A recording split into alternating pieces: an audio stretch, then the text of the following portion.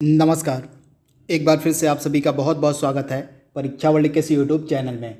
दोस्तों, UP triple S C PET 2023 के लिए हिस्ट्री की जो हम क्लास चला रहे हैं उसमें हम पढ़ रहे थे वैदिक संस्कृति के बारे में।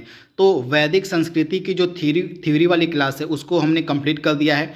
अगर आपने इस टॉपिक की थ्योरी क्लास को देखा नहीं तो उसको आप प्लीज़ जाकर देख लीजिएगा। उसी के बाद जो है आप इस एमसीक्यूज़ की क्लास को फॉलो कीजिएगा।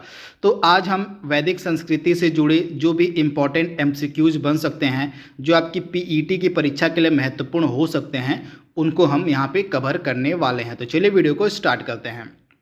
मैंने आपको ऑलरेडी इसके थ्योरी क्लास प्रोवाइड करवा दी है। मैं आपसे रिक्वेस्ट करूंगा कि सबसे पहले आप इसकी थ्योरी क्लास को देख लीजिएगा, फिर इसके बाद ही आप इस एमसीक्यूज़ की क्लास को अटेंड कीजिएगा। तो आइए वीडियो को स्टार्ट करते हैं। इस वीडियो में हम ऋग्वैदिक काल और उत्तर वैदिक काल दोनों के जो है इम्पॉर्टेंट एमसीक्यूज़ को कवर करने वाले हैं।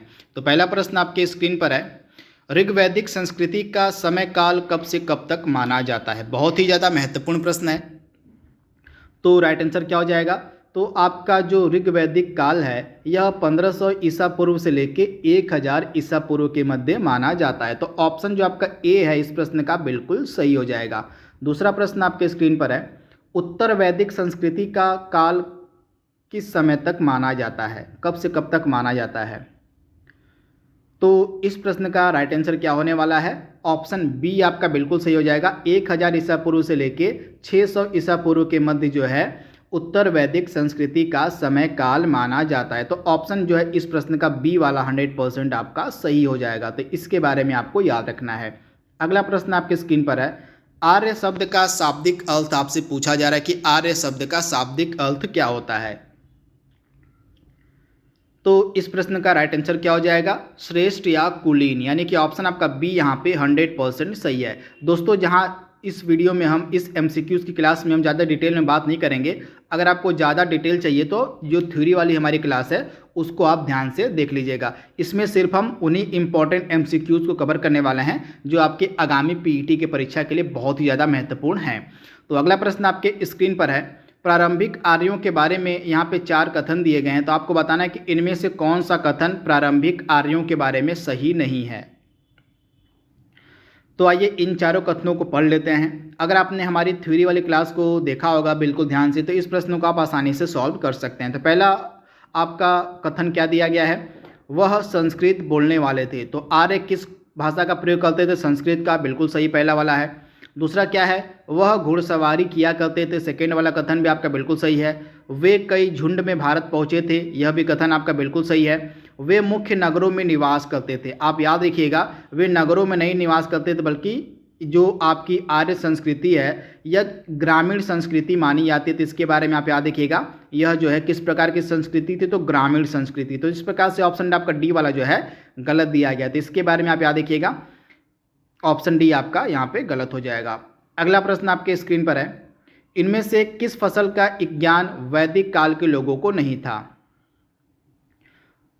तो आप याद रखिएगा, वैदिक काल के लोगों को जो है तंबाकू का ज्ञान नहीं था। इन्हें जौ का ज्ञान था, गेहूं का ज्ञान था, चावल का ज्ञान था, लेकिन तंबाकू का जो है एक ज्ञान इनको नहीं था। तो ऑप्शन आपका डी यहाँ पे 100% सही हो जाएगा। उत्तर वैदिक काल के वेद विरोधी और ब्राह्मण विरोधी धार्मिक अध्यापकों को किस नाम से जाना जाता था?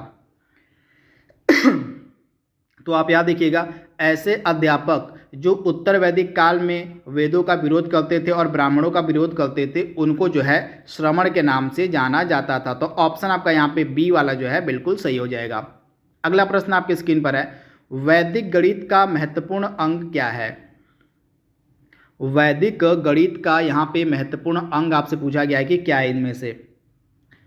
तो राइट आंसर क्या हो जाएगा? सील व सूत्र, यानी कि ऑप्शन आपका सी यहाँ पे बिल्कुल सही हो जाएगा। किस वेद में प्राचीन वैदिक युग की संस्कृति के बारे में हमें सूचना दी गई है?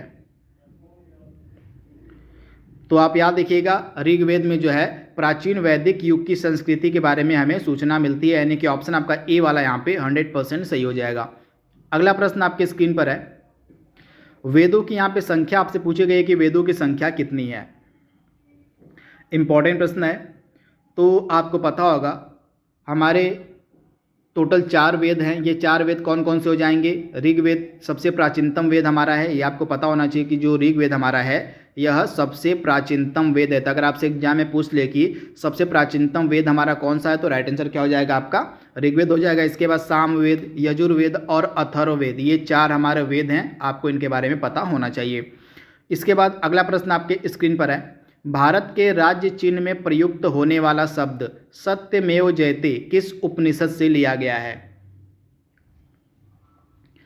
तो सत्यमेव जयते इस शब्द को हमने किस उपनिषद से लिया है? तो आप याद रखिएगा मुंडक उपनिषद, यानी कि ऑप्शन आपका ए यहाँ पे बिल्कुल सही हो जाएगा। इसके बारे में आपको ध्यान से याद कर लेना है। अगला प्रश्न आपके स्क्रीन पर है, ऋग्वैदिक आर्यों का मुख्य व्यवसाय क्या था? आपसे पूछा गया है।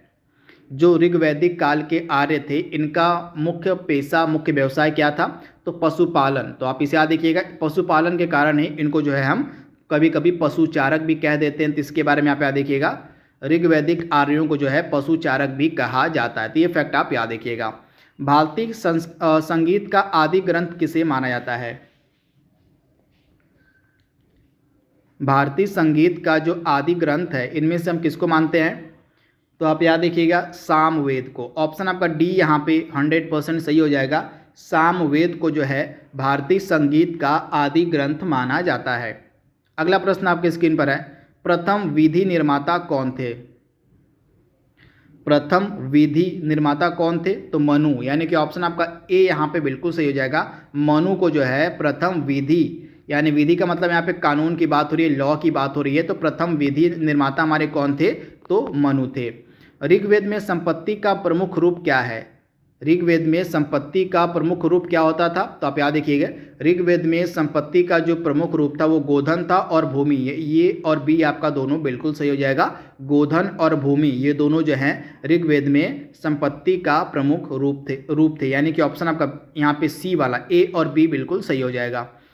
अगला प्रश्न आपके स्क्रीन पर है, ऋग्वेद के किस मंडल में शूद्र शब्द का उल्लेख पहली बार मिलता है? तो शूद्र का जो पहली बार उल्लेख है आपको मिलेगा ऋग्वेद के 10वें मंडल में, यानी कि ऑप्शन आपका डी यहाँ पे बिल्कुल सही है। आपको पता होना चाहिए ऋग्वेद में टोटल कितने मंडल हैं? तो ऋग्वेद में टोटल आपके 10 मंडल हैं, तथा इसका जो आखिरी मंडल है, जो 10वां मंडल है, इसमें जो है शूद्र का उल्लेख देखने को पहली बार मिला था, यानी कि ऑप्शन आपका डी यहाँ पे बिल्कुल सही हो जाएगा। पुराणों की कुल संख्या कितनी है? तो आप याद रखिएगा पुराणों की कुल संख्या 18, यानी कि ऑप्शन आपका यहाँ पे ए जो है बिल्कुल सही हो जाएगा। 10 मंडल याद रखिएगा, 10 मंडल टोटल हमारे हैं और आपके 18 पुराण हैं। तो ये संख्या आपसे पूछी जा सकती है, 10 मंडल और 18 पुराण, इनके बारे में आप याद रखिएगा। अगला प्रश्न आपके स्क्रीन पर है, वेदांगों के संदर्भ में निम्नलिखित में से कौन सा शब्द अनुष्ठान को दर्शाता है? तो वेदांगों के संदर्भ में इसमें से कौन सा शब्द अनुष्ठान को दर्शाता है? तो कल्प, यानी कि ऑप्शन आपका डी यहाँ पे बिल्कुल सही हो जाएगा। जो कल्प शब्द है यह अनुष्ठान को दर्शाता है। किस देवता के लिए ऋग्वेद में पुरंदर शब्द का प्रयोग किया गया है? बहुत ही ज़्यादा महत्वपूर्ण प्रश्न है। तो ऋग्वेद में किस देवता के लिए पुरंदर शब्द का प्रयोग किया गया है? तो इंद्र के लिए। ऑप्शन आपका यहाँ पे जो ए है बिल्कुल सही हो जाएगा। जो ऋग्वैदिक काल था, ऋग्वैदिक काल के सबसे प्रमुख देवता, सबसे मेन देवता कौन थे? तो इंद्र ही थे, तथा इंद्र के लिए जो है पुरंदर शब्द का प्रयोग किया गया है। अगला प्रश्न आपके स्क्रीन पर है, कौन सा वेद धार्मिक अनुष्ठानों से संबंध रखता है? धार्मिक अनुष्ठानों से संबंधित कौन सा आपका वेद है? तो आप याद रखिएगा यजुर्वेद। यजुर्वेद का संबंध किससे हो जाएगा? तो यजुर्वेद का संबंध हो जाएगा धार्मिक अनुष्ठानों से, यानी कि ऑप्शन आपका यहाँ पे जो बी है बिल्कुल सही हो जाएगा। ऑप्शन बी 100% आपका यहाँ पे सही जवाब है। वेद, उपनिषद, पुराण और धर्मसूत्र किस भाषा में लिखे गए हैं? तो आप याद रखिएगा वेद, उपनिषद, पुराण और धर्मसूत्र इनको जो है संस्कृत भाषा में लिखा गया है। तो इनके बारे में आप याद रखिएगा, ऑप्शन आपका बी वाला यहाँ पे बिल्कुल सही हो जाएगा, संस्कृत भाषा। अगला प्रश्न है, ऋग्वेद का कौन सा मंडल पूर्णतः सोम को समर्पित है? तो 9वां मंडल। ऋग्वेद का जो 9वां मंडल है यह पूर्ण रूप से पूर्णतः जो है सोम को समर्पित है। तो ऑप्शन आपका यहाँ पे जो सी है बिल्कुल सही हो जाएगा। प्रसिद्ध 10 राजाओं का जो युद्ध था, जिसको हम 10 राज युद्ध के नाम से जानते हैं, यह किस नदी के तट पर लड़ा गया था? तो आप याद रखिएगा 10 राज्य का, इसको राज नहीं 10 राज्य होता है, 10 राज्य। तो 10 राज्य का जो युद्ध है यह परुष्णी नदी के तट पर लड़ा गया था, यानी कि ऑप्शन आपका यहाँ पे जो डी है बिल्कुल सही हो जाएगा। इंपॉर्टेंट है, इसके बारे में आप याद देखिएगा किस नदी के तट पर, तो परुष्णी नदी के तट पर। तथा परुष्णी नदी का आधुनिक नाम क्या है, तो रावी। इस नदी का जो है आधुनिक नाम क्या है, तो रावी है। तो ये फैक्ट भी आप याद रखिएगा। जो ऋग्वैदिक काल मैंने आपको पढ़ाया था उसमें मैंने आपको बताया था नदियों के बारे में कि उनका पुराना नाम क्या था, अब उनका आधुनिक नाम क्या हो गया है, तो उसको आप देख लीजिएगा। वहाँ से आपको प्राचीनतम और आधुनिक नामों के बारे में जानकारी मिल जाएगी कि ऋग्वैदिक काल में किस नदी को किस नाम से हम जानते थे। तो इस प्रश्न का राइट आंसर क्या हो जाएगा, परुष्णी नदी। अगला प्रश्न है, प्राचीन भारत में निष्क किसे कहा जाता था। प्राचीन भारत में निष्क हम किसको कहते थे, तो स्वर्ण आभूषणों को। ऑप्शन आपका ए यहाँ पे बिल्कुल सही हो जाएगा। प्राचीन भारत में जो है स्वर्ण आभूषणों को निष्क के नाम से जाना जाता था। योग दर्शन के प्रतिपादक कौन थे, तो योग दर्शन के प्रतिपादक माने जाते हैं पतंजलि, यानी कि ऑप्शन आपका ए यहाँ पे बिल्कुल सही हो जाएगा, पतंजलि। अगला प्रश्न है, किस काल में अछूत की अवधारणा स्पष्ट रूप से उदित हुई थी। तो अछूत की जो अवधारणा थी यह किस काल में उदित हुई थी, तो धर्मशास्त्र में, यानी कि ऑप्शन आपका यहाँ पे जो डी है बिल्कुल सही हो जाएगा, धर्मशास्त्र में। न्याय दर्शन को किसने प्रचारित किया था। न्याय दर्शन को प्रचारित करने का जो श्रेय है किसको दिया जाता है, तो गौतम को, यानी कि ऑप्शन आपका बी यहाँ पे बिल्कुल सही हो जाएगा। गौतम को जो है न्याय दर्शन को प्रचारित करने का श्रेय दिया गया है। अगला प्रश्न है, व्रीहि शब्द किसके लिए प्रयुक्त किया गया था। बहुत ही ज़्यादा महत्वपूर्ण प्रश्न है, इसको आप स्टार मार्क कर लीजिएगा। तो चावल के लिए, चावल के लिए जो है व्रीहि शब्द का प्रयोग किया गया, यानी कि ऑप्शन आपका ए यहाँ पे बिल्कुल सही हो जाएगा, चावल के लिए। किस वेद में जादुई माया और वशीकरण का वर्णन देखने को मिलता है।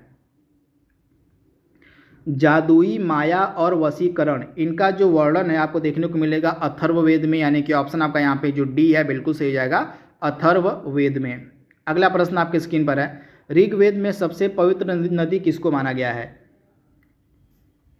तो ऋग्वेद में सबसे जो पवित्र नदी है उस किसको माना गया, तो सरस्वती को। और ऋग्वेद में सरस्वती के लिए किसका प्रयोग किया, किस नाम का प्रयोग किया गया, तो नदीतमा। नदीतमा शब्द का जो प्रयोग है यह सरस्वती नदी के लिए किया गया। तो ये फैक्ट भी आप याद रख सकते हैं। वैदिक काल की आधारभूत इकाई कौन सी है। वैदिक काल की आधारभूत इकाई, तो आप याद देखिएगा कुल या कुटुंब जो है वैदिक काल की आधारभूत इकाई हुआ करती थी। तो ऑप्शन आपका ए यहाँ पे 100% सही हो जाएगा। अगला प्रश्न आपके स्क्रीन पर है, ऋग्वैदिक काल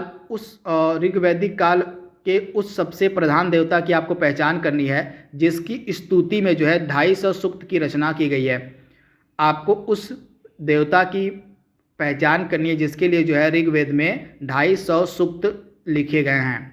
तो आप याद रखिएगा इंद्र के लिए जो है 250 सूक्त की रचना की गई थी। तो ऑप्शन आपका ए यहाँ पे बिल्कुल सही हो जाएगा। तथा जो ऋग्वैदिक काल था, ऋग्वैदिक काल के सबसे प्रमुख देवता भी इंद्र ही थे, तथा इंद्र के लिए जो है पुरंदर शब्द का प्रयोग किया गया है। उत्तर वैदिक काल में किस देवता को सर्वोच्च स्थान प्राप्त था। ऋग्वैदिक काल में तो इंद्र सबसे प्रमुख देवता थे, लेकिन उत्तर वैदिक काल जैसे ही आता है तो उत्तर वैदिक काल में इंद्र की जगह जो प्रजापति थे ये सबसे प्रमुख देवता बन जाते हैं। तो ऑप्शन आपका ए यहाँ पे बिल्कुल सही हो जाएगा, प्रजापति।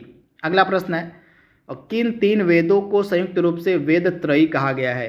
आपको बताना है कि वे 3 वेद कौन से हैं जिनको संयुक्त रूप से वेद त्रयी कहा गया है। तो आप याद रखिएगा ऋग्वेद, सामवेद और यजुर्वेद, इनको जो है संयुक्त रूप से वेद त्रयी कहा गया है, यानी कि ऑप्शन आपका यहाँ पे ए जो है बिल्कुल सही हो जाएगा। इसके बारे में आपको याद रखना है। और निम्नलिखित में से किसको वेदांत कहा जाता है। किसको जो है वेदांत कहा जाता है। तो इनमें से किसको जो है वेदांत कहा जाता है। तो राइट आंसर क्या हो जाएगा आपका, राइट आंसर आपका हो जाएगा उपनिषद को। ऑप्शन आपका डी यहाँ पे बिल्कुल सही हो जाएगा, उपनिषद को जो है वेदांत कहा जाता है। अगला प्रश्न है, भारत में वैदिक सभ्यता किस नदी के किनारे विकसित हुई थी। भारत में जो वैदिक संस्कृति थी, जो वैदिक सभ्यता थी, वह किस नदी के तट पर विकसित हुई थी।